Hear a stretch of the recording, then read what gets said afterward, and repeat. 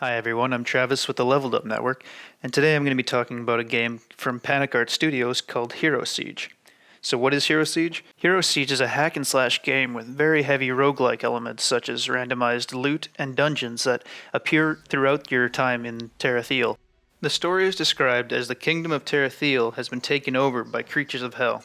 Your mission is to cleanse the kingdom and free the citizens from the agonizing wrath of the demon child Damien. Grab your axe, bow, gun, or magic powers and start purging the gatekeepers and their minions. In short, the kingdom's full of stuff to kill and more or less explode because you do so much damage on your way to kill a big boss Damien. So let's get right into the gameplay. This is a game where you're going to be moving and attacking non-stop if you want to survive. Now the controls are something that I think Panic Art Studios got about 3/4 right with this game.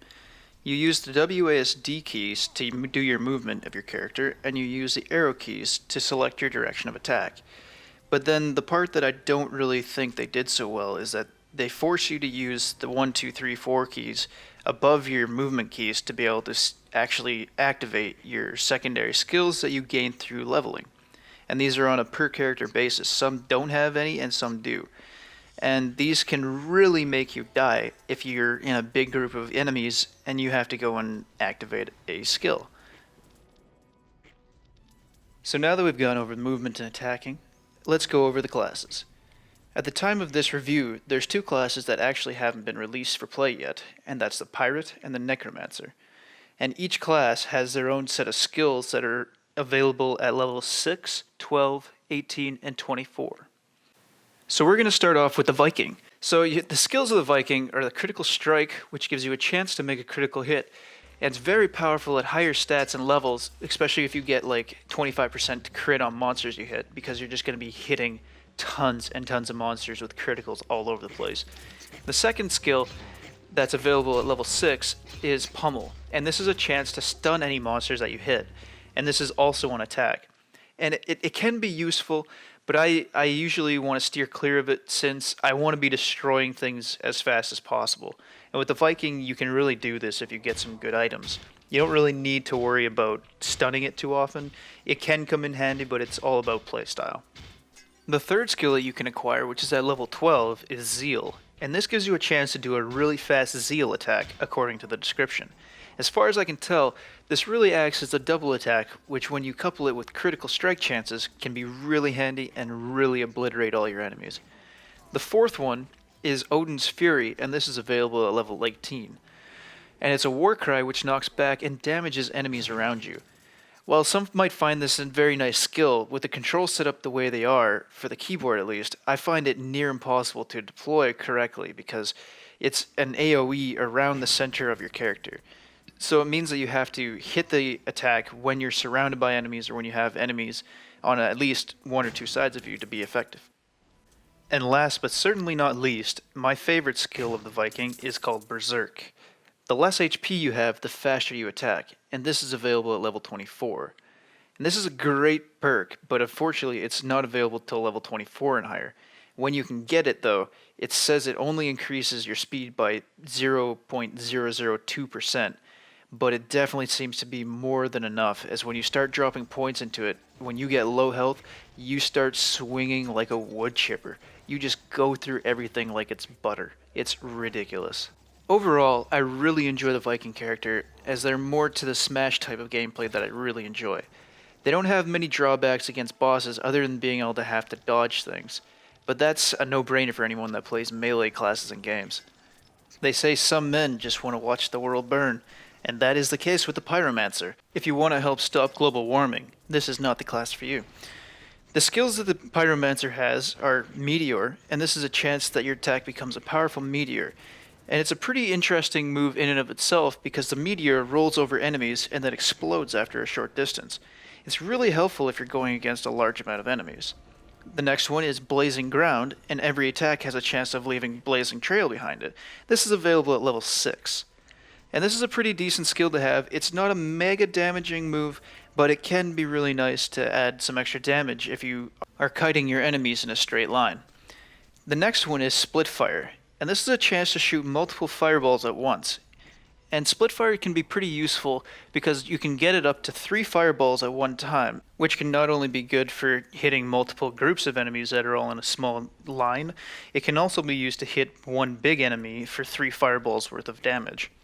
The next attack is Armageddon, and this summons a meteor storm to reduce your enemies to dust. Armageddon is an activate skill. It's one that I'm not a huge fan of.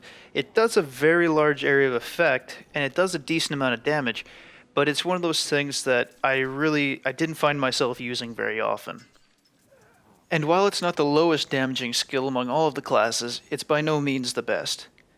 The last and final skill for the Pyromancer is Apocalypse. The enemies have a chance of exploding on death, and this is the final skill and available at 24. This sounds like it should be the best skill ever, like who doesn't want to explode their enemies with fireballs? But it really seems like it never triggered, or if it did, I just never really noticed the difference between the enemies regularly exploding because of a crit, or being rolled over by a meteor, compared to exploding because of this skill. Overall, the Pyro is pretty interesting.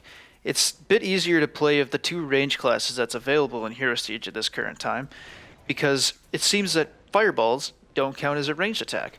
It's very strange, but that's what at least it seemed like to me on the bosses that said immune to ranged attacks. The Pyro, like most mages, is a little bit of a squishy character, so you really have to stack some more points into defense than you do with other characters. And with that, you can make a Pyro into pretty much a flamethrower of doom and a tank. The Marksman, always hitting his targets. So the skills for the Marksman is critical attack, and it's pretty much the same thing as the Viking. You get a chance to do crit damage to the things you're hitting. At level 6, you unlock Multi-Shot, which is shoot multiple increasingly powerful arrows at once. Each level adds 0.5 extra damage and up to 3 arrows to this always-on skill. That means every single time you do an attack, you're shooting extra arrows for extra damage. And this is it's a must-have for a Marksman. The next skill available at 12 is Homing Rocket, and this is a chance for your attacks to become a homing rocket, and no matter where you are, the homing rocket will seek out an enemy to hit and explode. It's pretty interesting, it's pretty useful. It's one thing that you can sink a couple points into just to have a homing rocket flying out every once in a while, if nothing more than just to see it for aesthetics. The next one is Arrow Rampage at level 18, and Arrow Rampage is you summon an arrow rampage that flies across the screen, destroying your enemies. Strangely enough, this is a really interesting skill. I expected it to be small arrows and not to be that impressed, but it's an activation skill, but it does huge arrows that are across your screen and the space above your character. Despite being an activation skill, Arrow Rampage is actually a pretty decent skill to pick up because it does a lot of damage and you know where it's going to happen. And the final skill is Agility. Agility gives you a chance of damage plus movement speed boost on attack. And this is another really handy skill because extra damage and movement skill is always good to have on a ranged character, especially when you need to get in close and get a ranged immune boss. And that will happen a lot. So overall, the Marksman's an interesting class and it has some pretty decent skills all around. And there's usually a skill that isn't very useful, but I must say, the Marksman has all-around very useful skills. The only major drawback for the Marksman is that you encounter range-immune bosses, and this is really a pain in the butt, because it means that you have to get in melee damage close. You have to be pretty much hugging the boss to be able to do any damage to it with your regular arrows. Of course, I'm pretty sure you can hit them with your extra attacks like the Arrow Rampage and the Homing Rocket, but your regular arrows won't do damage to them at all. And now we get to the Nomad, the only class that gets pocket sand. The Nomad hits a bit harder at the start, or so it feels, than the other melee classes such as the Viking and the Redneck. The skills that the Nomad has is Traveler, which is moving without attacking, increases the damage of your next attack, and it's a really great skill to have because it really ties in with the whole keep moving while you're attacking thing as part of this game. And the more points you stack into it, the more damage you do when the bar at the top fills up as you move. The next attack is Dissipate, and this gives your attacks a chance to fling sand in your enemy's eyes, and this is available at level 6. This is the essence of pocket sand in a nutshell. You throw a cloud of sand at your enemies, which is a chance on attack, to do a little bit of extra damage. It's unspecified within the game how much exact damage you do, as the description just tells you that it's going to add a chance on attack every level. The next attack is Wrath of Ra. While attacking, your enemies can be smoked by the Wrath of Ra, and this is available at level 12. It's a pretty handy skill as well, as it can be attacking other enemies while you're focusing on another group of them, or just continuing to move to get your next bar attack up. And it attacks one enemy at random with a beam of light. The next skill is called Demolishing Tornado, and it's an activation skill. It spawns a tornado that spirals outside, sweeping enemies away. And originally I thought this was just going to be a skill that did a little bit of damage and wouldn't bother spending points in if I did it again. But I was pleasantly surprised when it spawned a lot of tornadoes around you that do a lot of damage to all the enemies are within quite a fair distance. The final attack for the Nomad is Wind and Sand. Your every attack has a chance of spawning tiny tornadoes, and this is available at level 24. I thought that this might be a smaller version of Demolishing Tornado, and it's not too far off. This is a chance on attack skill that will send out small tornadoes from around your character in multiple directions, and they do a pretty decent amount of damage as they move. Overall, as long as you keep moving, the Nomad is a powerhouse, there's no denying it. The more points you sink into the Traveler skill will give you more damage per hit, as you're constantly going to be moving anyway. When you couple that with the Wrath of Ra and the Tornado skills, you have a setup for a pretty damage heavy character. And last but not least, the Redneck. Napalm oil, burning tires, and beer drinking buddies is what the Redneck's all about, and let's get into his skills. The first available skill for the Redneck is the Napalm Spill, and this gives you a chance to spill burning oil, and this is by far one of the most powerful starter skills that there is. Your attacks have a chance to toss out a small patch of black burning napalm, which if you maneuver correctly, enemies will walk over, and for at least the first while, and while you keep leveling it up, they'll die very quickly. The next skill, Tire Fire, gives your attacks a chance to launch a burning truck tire, and this is available at level 6. The burning tires launch in a straight line from your attack direction and roll over your enemies. It's pretty powerful as well, and when combined with a napalm spill, can spell doom quite quickly for your enemies. The next skill, Chainsaw Massacre. Start spinning and damaging all enemies around you. This is available at level 12, and I find this skill actually to be one of the most useless in Hero Siege, but hey, we can't have all perfect skills, right?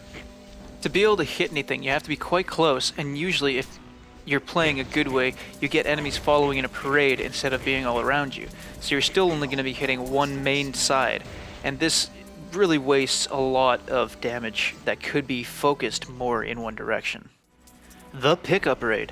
Call for your hillbilly friends to raid your enemies at level 18. Pickup Raid. It does what it says and then some. Think of a pickup full of gun-toting rednecks moving across the screen and shooting things around them. Well, that's exactly what this skill is. It can be really useful if you're in a clinch, as any enemies that get in front of the truck also take a lot of damage. The final skill for the Redneck is Moonshine Madness. Chance to sip some moonshine and increase movement speed and attack speed. This is a chance to get movement and attack speed from sipping moonshine. It's definitely worth picking up because you can't go wrong with having more movement speed and more attack speed, especially. Overall, the Redneck can be a very big powerhouse as well. He can contend with the Nomad if you really put the time and effort into making sure that you have the skills and the attributes set up. Be wary of sinking points into other skills other than the Tire Fire, the Moonshine, and the Napalm Spill. Let's get into the graphics. Being a game that relies on pixel art, the graphics are in the vein of retro without going the full mile. It's a nice touch, as not only do they have pixel graphics, but they have interchangeable heads for that little bit of customizability. These can be bought in the shop for in-game crystals that you gain through playing and then are assigned by selecting the slot, which means which slot the character is in, via 1 to 6, going left to right, then second row left to right. In-game itself, the graphics are very, very well done. They're high quality, and there's a lot of depth to them, actually. You have all the things from different attacks, as well as the different styles of blood and particle systems, from anything to random things like a exploding hot dog volcano. Now I'm going to cover quickly some good and bad points.